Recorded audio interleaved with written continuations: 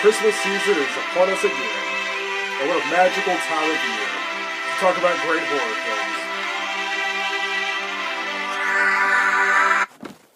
Yeah, I'm Hellhound, and today I'm going to review Silent Night, Deadly Night Part 2, and as you may or may not know, the very first Silent Night, Deadly Night, the original from 1984, was one of the first movies I reviewed on this channel, and so for this review, I was thinking about just using footage from that review in this video. So I'm going to use just reuse stock, archive footage from my original review of the first movie and put it in this video, just, kind of recap my review from the last one. Let's play the whole Silent Night, Deadly Night 1 review, and then I'll talk about Silent Night, Deadly Night 2 for maybe like 5 minutes afterwards. No, not really, just kidding. But if you're wondering what I meant by that, if you don't get the joke, you very likely have not seen Silent Night, Deadly Night 2. But anyway, yes, I have reviewed the first movie, and I will recap my thoughts of that before I begin on the sequel. Christmas season just started. Today is December 1st, and so starting to hear Christmas music in the stores, starting to see Christmas decorations put up. I've already started my shopping. I'm about to go get a Christmas tree. It's a very, very fun time of year. Very magical season. I love it. And even if you don't celebrate Christmas, it's still a fun time of year for, whatever holiday you do celebrate, or even if you don't celebrate any holidays, it's still a very fun time of year, I think. Regardless, at least I hope so. Just got back from my weekly snack run. Got some cupcakes and some friggin' Twinkies and some donuts. And some snowballs. Yes. Oh yeah, I love my junk food. But yeah, anyway, back to the review. Okay, yeah, I reviewed the original Silent Night, Deadly Night, which I have on this double feature DVD, which features the first two movies, parts 1 and 2. Yeah, Santa's here. And so yeah, I talked about that movie at length, in depth, and so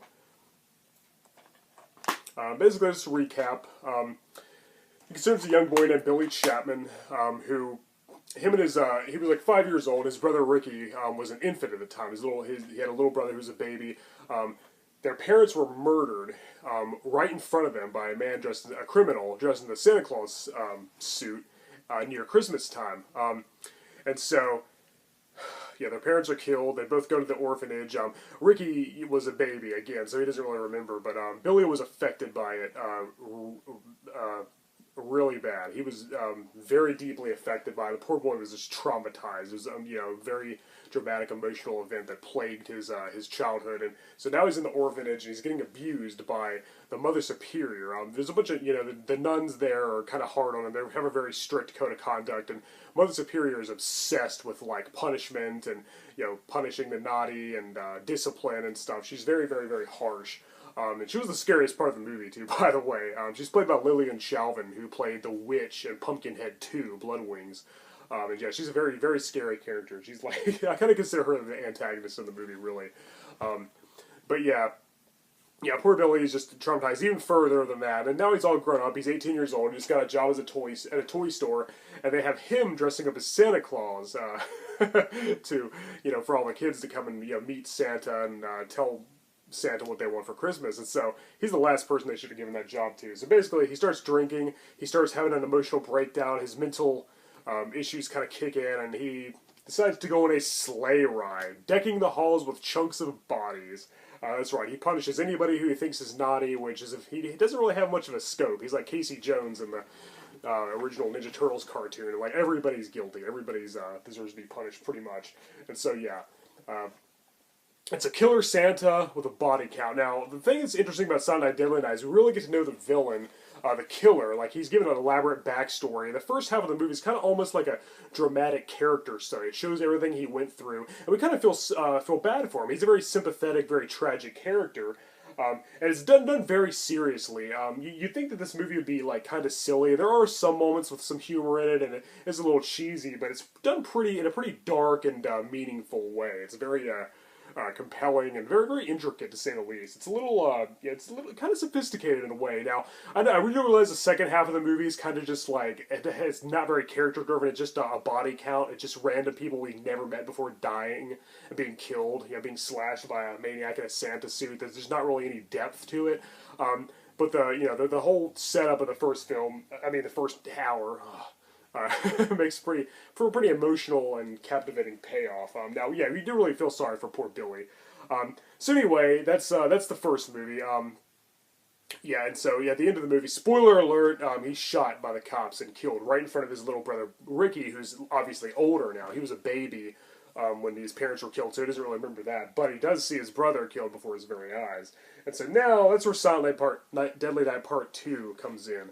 And if you didn't understand my joke earlier about reusing the same footage, yeah, unfortunately, this movie recaps the first film and then some. Yeah, it uses at least 40 minutes, probably more, of archive footage from the first film. Yeah, there's little Ricky all grown up, and so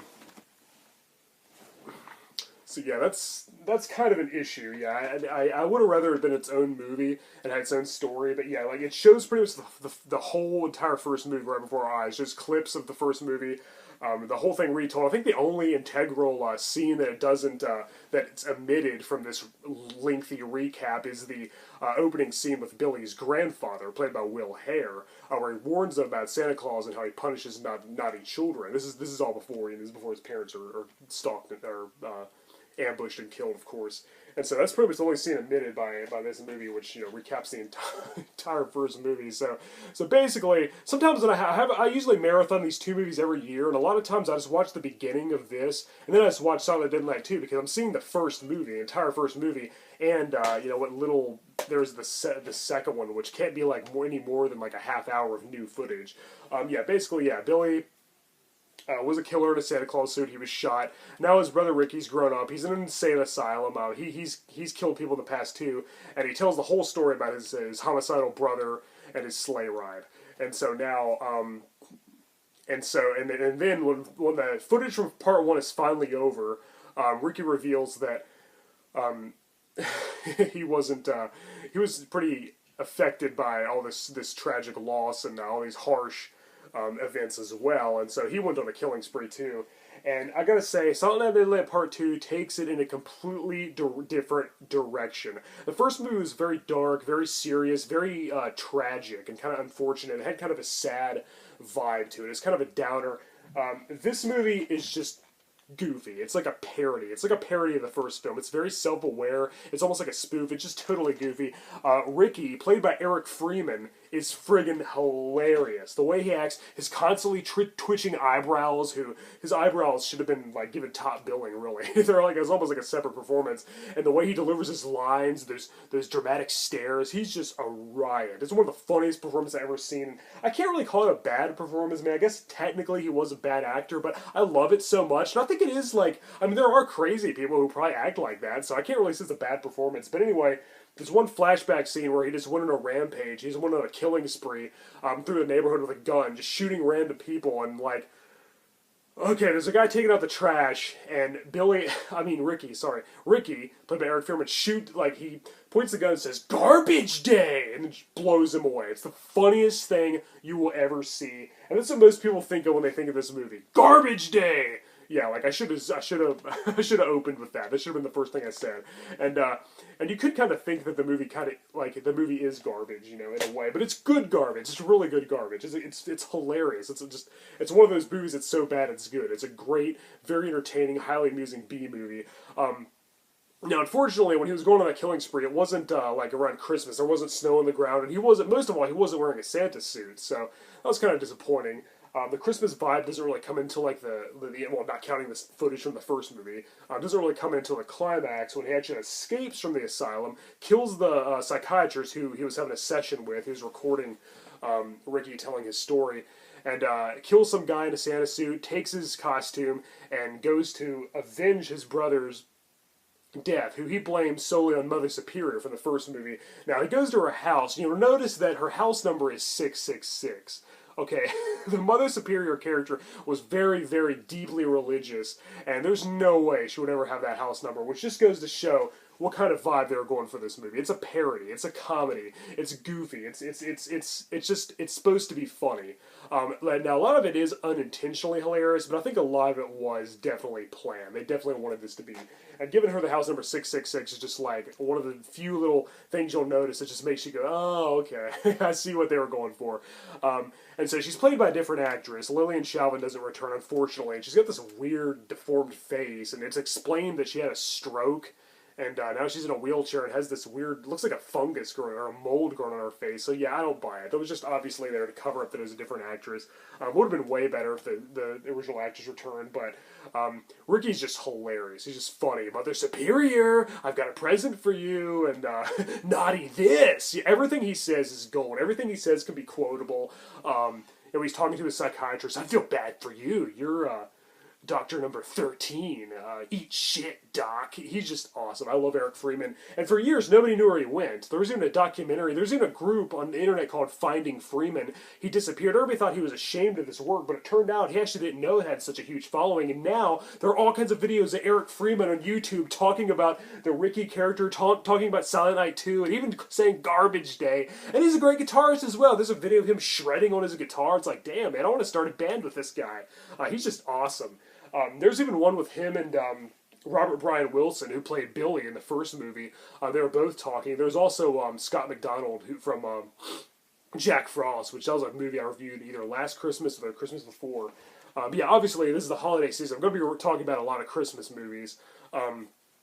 And the main two that I definitely wanted to review that were like mandatory on my list were Silent Night, Deadly Night 2 and Black Christmas, which I'll get to at some point this month, during sometime before the holiday season is over. But I definitely wanted to open to Silent Night, Deadly Night Part 2. But so yeah, that's basically the movie in a nutshell. Yeah, it recaps way too much footage from the first film. There's a lot of really bad lines, bad dialogue. The first movie was pretty well made. It's a great movie. But if you want to be more entertained and have a good laugh, this is definitely the one to watch. This movie is a riot. It is one of the funniest things you'll ever see. Garbage Day! I just can't get enough of that. I replay that clip on YouTube over and over and over. It's just music to my ears. It's so funny. That guy who went out taking his trash is probably thinking, his wife probably made him take out the trash. He was probably thinking, man, of all the days, oh my gosh, it's hilarious. But yeah, really funny. It'd be funny if like somebody like recreated, like the guy was like, somebody was like throwing this movie in the trash, and somebody said Garbage Day and shoots him. I don't know. But anyway, yeah, Silent Night, Deadly Night, very good movie. Very well made, very tragic, very emotional and captivating. Even though like the last half just like a body count with no real substance and characters we couldn't give a damn about. Whereas Silent Night 2 takes it a completely different direction. It's just hilarious. It's very enjoyable to watch. I highly recommend it. I watch both of these every Christmas. Sometimes just this one because it recaps so much of Part 1. So yeah, I actually don't have the original on VHS, but I asked for it for Christmas, fittingly enough, along with the special edition Blu-ray that Scream Factory is putting out later this month. It comes with it's loaded with bonus features. Scream Factory always outdoes themselves. And there's one edition that even comes with a Billy action figure. He's dressed in his Santa Claus suit. He's got his axe. He's got the sneer on his face. So I definitely want that. So I asked for both the VHS of the original and the Blu-ray, which is cool. Complete my little Silent Night, Deadly Night collection. Now, unfortunately, they made more sequels. And the thing is, these were not nearly as good. I think they came out in the 90s. And, okay, Silent Night, Deadly Night 3, Better Watch Out, has Ricky return. And, unfortunately, Eric Freeman doesn't come back. This time he's played by Bill Moseley, which, okay, yeah, Eric Freeman didn't come back. That sucks. So, come on, Bill Moseley, that's a great choice. When I first heard Bill Moseley was Ricky this time, I was psyched. He's from Texas Chainsaw Massacre 2, and the Night of the Living Dead remake, and more recently, House of a Thousand Corpses and Devil's Rejects. He always plays a great villain. Yeah, there he is. But they don't have him talk. He's completely silent through the whole movie. One of the best things about Silent Night, Deadly Night 2 was Ricky's dialogue, his lines, the way he talked. In this movie, he's completely mute. What were they thinking? How are they going to cast Bill Moseley as a villain in a horror film and have him not freaking talk, man? He's Bill friggin' Moseley. Come on, people. And not only that, he never dresses up as Santa Claus. He never wears a Santa Claus outfit. He wears a hospital gown and even has his friggin' brain exposed. What the hell is that? the hell? He wasn't even shot in the head at the end of part 2. Did they even watch the movie? And also, he's linked with some psychic girl. Every freaking horror movie that has a psychic character is like automatically crap. It automatically loses points. And she's blind too. Like, there's some guy with curly hair. I don't even know. I can't sit through this turd. The first movie was great and very insightful and compelling. The second movie is really good, cheesy, fun, and good for a laugh. This one's just a bore. This one's dull and uninspired.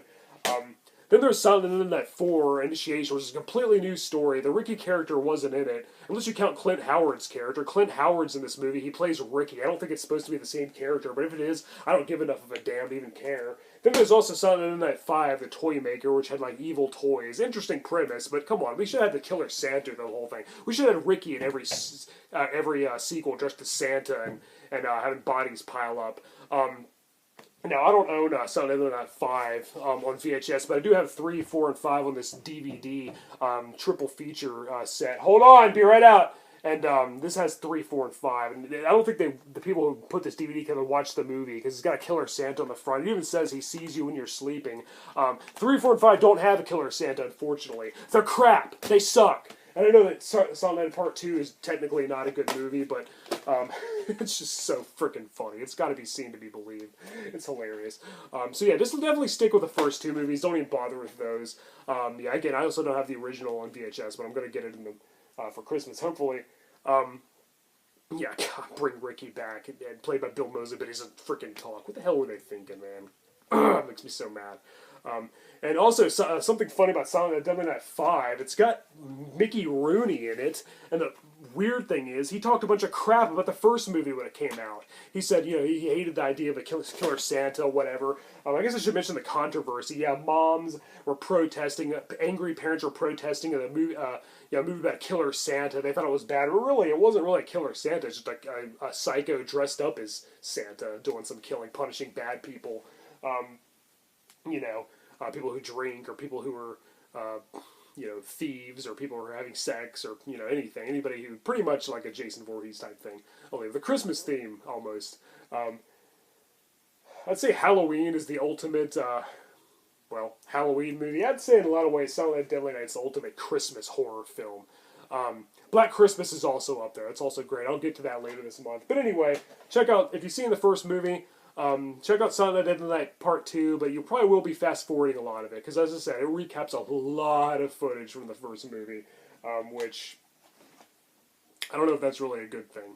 I guess if you're having a marathon, and you could just watch one movie as opposed to both of them, but anyway, that's Silent Night, Deadly Night Part 2, and check out my review of the first film, too, if you haven't already. I might actually redo that review at some point. I was thinking about redoing a lot of my old reviews, but I'll get to that later. I'll make a video explaining that in due time. I don't know. Haven't decided yet. Alright guys, I'm Hellhound, and hope you guys have a very Merry Christmas and Happy Holidays, and hope you have a really fun winter season. Alright, until next time, keep it horror, and don't forget about Garbage Day!